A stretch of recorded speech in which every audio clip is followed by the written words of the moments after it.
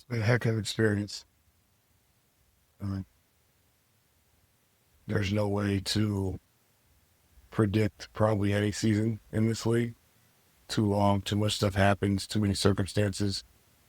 But for me, the experience has been one of one for a ton of reasons, and that will stay with me forever, and I'm forever grateful. Coach, you got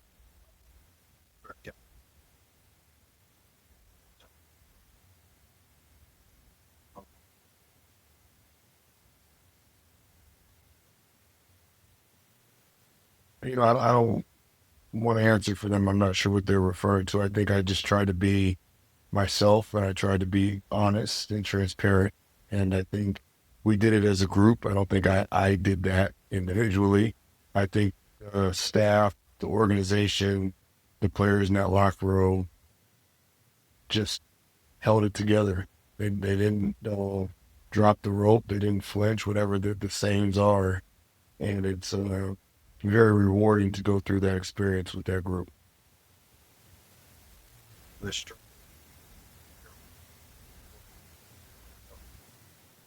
I think we feel good about the improvement throughout the season. At times it can be hard to measure on the surface because of the circumstances, because of some of the things that may have happened. And we have dealt with that in this program now for a few years in different ways, but sometimes you can't judge strictly off the outcome of a game. I know that's obviously where it will ultimately get judged, especially as you move up in this league.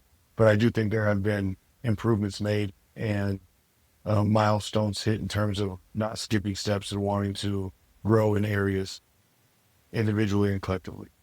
What are some of the ways that you've seen this group improve, especially after Wemby and Fox went down for the season, this last quarter of the season? So I think obviously there was a uptick in opportunity for guys. I think there were some people that grabbed those opportunities and made the most of it. And when you have players that are able to maximize opportunities that aren't always expected or come at the most predictable times, is very telling. And that's something that you can, start to become reliable in this league when you're able to do that. It's not always very straightforward of, I'm going to play this many minutes tonight. I'm going to get this many shots. And so when you have as many players on our team that kind of stepped up, it's a good quality to have.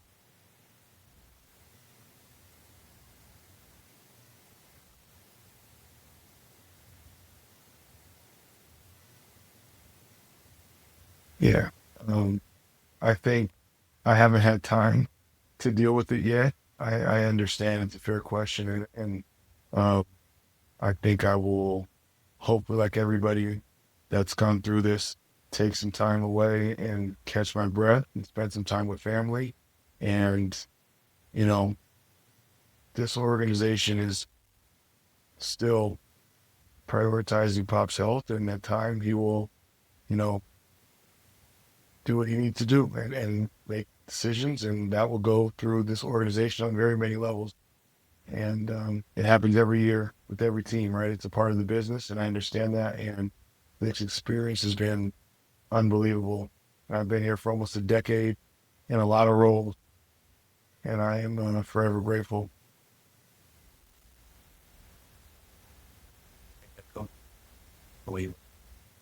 No, I don't look at it like that. Just in terms of we don't have any games, so at that point, I think it's just um, we have a plan. We have an off-season regimen that we do as a group, and we've always done that as a group. And our job will be to get these guys as good as we can and improve as much as they can until next year.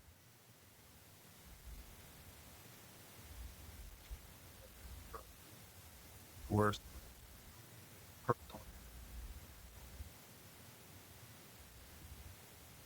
Or um, similar, I think, to what I was talking about the players is you don't always know when your opportunity will arrive or in what shape or form. When I um, took the opportunity to join the Austin Spurs over 9 years ago, I had no idea that opportunity was in front of me. And so it's sometimes funny how your journey takes you, and sometimes biggest moments can come from the least likely spots. And I think the biggest thing that I would just say again is the experience is hard to even quantify and put into words. The support has been just as overwhelming at times from the organization, the city, the fans, the players. And I think, I think that I learned a lot about myself in terms of just being able to have to stand up and go through some some small storms along the way and come out on the other side. Coach, when Chris Paul came to the team, there was a lot of talk of like coach on the floor type thing. I think over the course of the year, he also proved he's still got buckets to get. Do you have like a favorite Chris Paul moment or story from this season? It's a lot of Chris Paul stuff. um, I just, for me, I really appreciate his consistency as a person. Like the things that are hard to deal with him, I feel like I have a good handle on now, and uh, all the positives are easy to see. And I just appreciate his honesty, his transparency, his consistency, and the guy wants to win by all means at all costs. And I'm for And on consistency, I think this will be 82 games for both him and Harrison this year. What has it meant for this locker room of young guys to have that veteran presence all year? Yeah, I spoke a little bit at Phoenix um, and it's Julian as well. And so it's the first time since 0102 for the Spurs, first time in the league since 1718 Minnesota. And obviously Chris, the first time for a player in year 20. That, along with all the other things that we've already talked about, or we know and haven't talked about yet today, to be able to do that is remarkable. To be able to show up for work, and we're not playing for a playoff seed, unfortunately, today. Uh, it just says how much they care about the game, how much they care about their teammates, how much they care about their approach, and not just the outcome at times. And I think that for something for the young guys and for everyone to see is something to behold. And the more of that you have in your organization, in your locker room, amongst people in the group, uh, is a huge positive. Oh, we got- yeah, I know. All right. Yeah, I might be out tonight.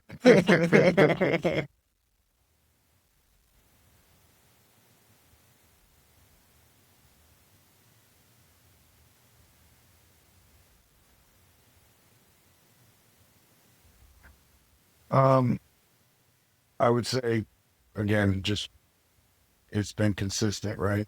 He'll be ready to go by camp next year, and that's where we're going to sit right now. And things are going well, and it's great to see him. And you'll see his braids, and he looks great. He's just for we everything that we've said stays consistent. I know it's not hot news, but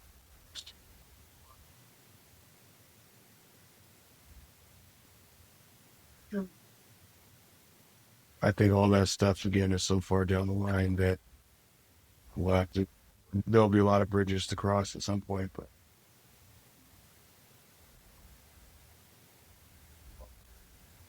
you're your role.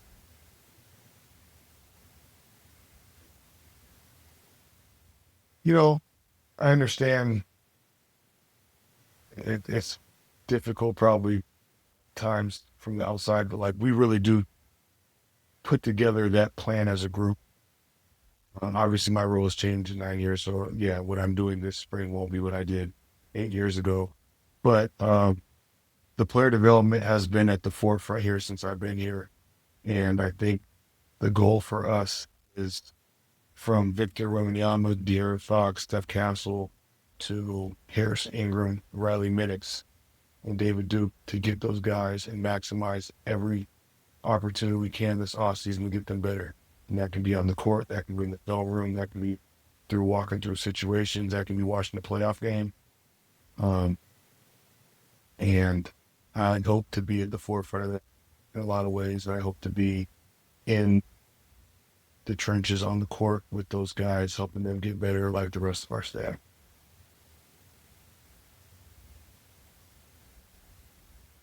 It's going to be consistent as we've always done it. You know, when we finish, we'll get that in a few weeks, and everyone will have to then reassess how sore that guy was. His bumps and bruises weren't quite as much as this guy, and you know, it's not always a one size fits all in terms of that. But yeah, we'll have guys back in the gym in May for sure, early May.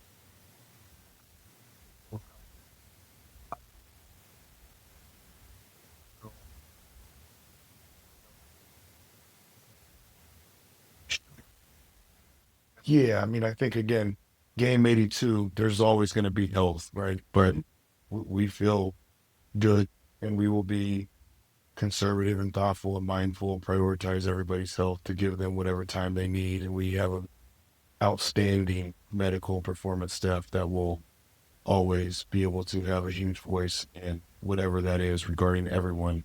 And we feel very confident that we have good plans in place for everybody. I only get 2 weeks, but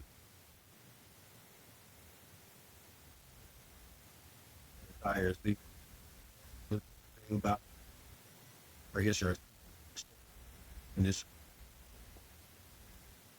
I think you always think about what if sometimes when there's a level or an opportunity or a job that maybe you don't have yet that you have thought about.